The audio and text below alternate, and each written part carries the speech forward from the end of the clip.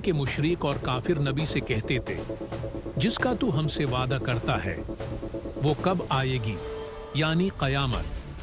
कुरान में भी क़यामत का बहुत सी जगह जिक्र हुआ है। क़यामत का कोई मुकर्रर वक्त नहीं है, यह सिर्फ अल्लाह को ही पता है। हाँ, हमारे नबी ने कुछ निशानियां बताई है। जब वो निशानियां पूरी हो जाएगी, क़यामत आ जाएगी। मगर अचानक सभी लोग अपने रोजाना के कामों में मशगूल होंगे, सब अपनी रोज की सी जिंदगी जी रहे होंगे। तभी अचानक आसमान में फरिश्ते नजर आएंगे और सब लोग ये मंजर अपनी आंखों से देख रहे होंगे। और अल्लाह सूर फूंकने का हुक्म देगा।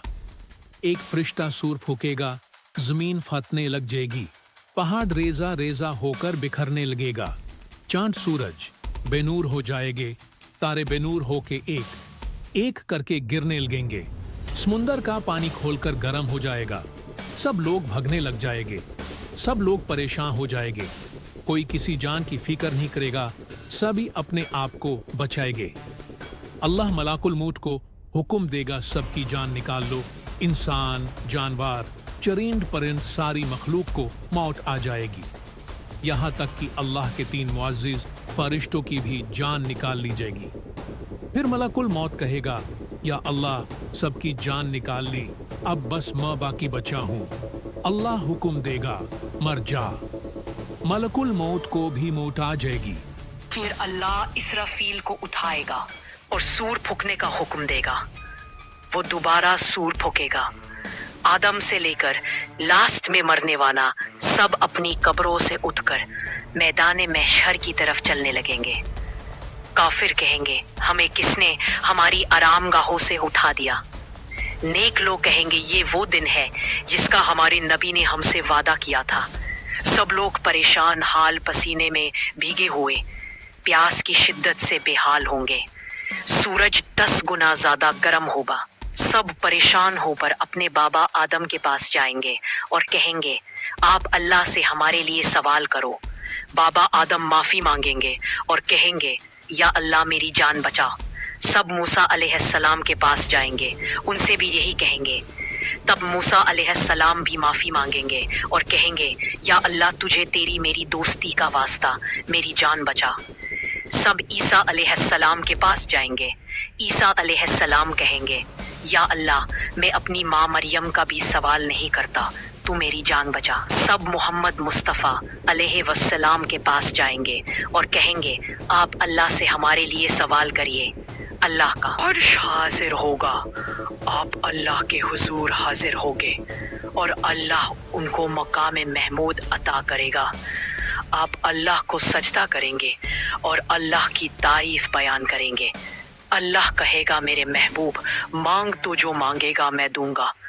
आप हाथ उठाओगे और कहोगे, या अल्लाह मेरी उम्मत, या अल्लाह मेरी उम्मत। हर उम्मत के लोग अपने नबी के पीछे खड़े होंगे और हमारे नबी का चेहरा चांद की तरह चमक रहा होगा और हमारे नबी की उम्मत तादाद में सबसे ज्यादा होगी। सब प्यास और धूप की शिद्दत से बहाल हो रहे होंगे।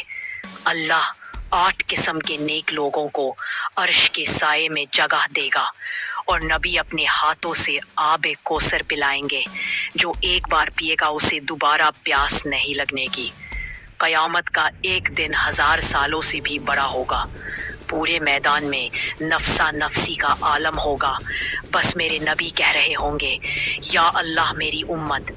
फिर तराजू लाया जाएगा, जन्नत लाई जाएगी, जहन्नुम लाई जाएगी और नमाए अमल पेश किया जाएगा।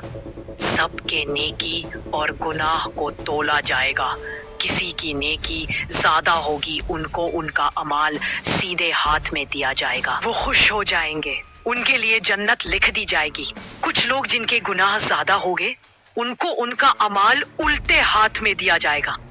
वो जन्नुमी होंगे और अपने किए पर पछताएंगे और कहेंगे, काश मैंने ये काम किए ही ना होता। काश ये जमीन फट जाए और मैं मर जाऊं। काश मैं पैदा ही ना हुआ होता।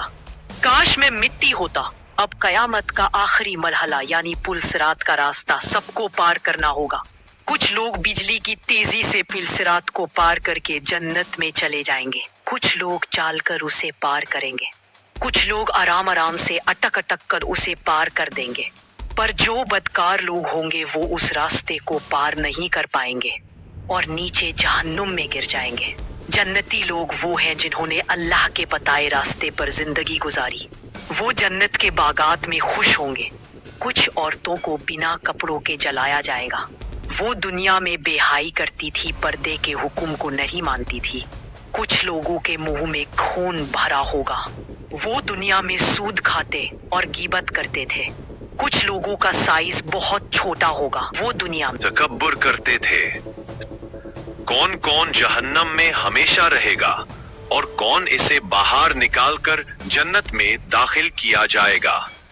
इसके लिए अगला पार्ट जरूर देखें और इस वीडियो को लाइक करें और मेरे चैनल को सब्सक्राइब करें ताकि मैं नेक्स्ट पार्ट जल्दी डालूं।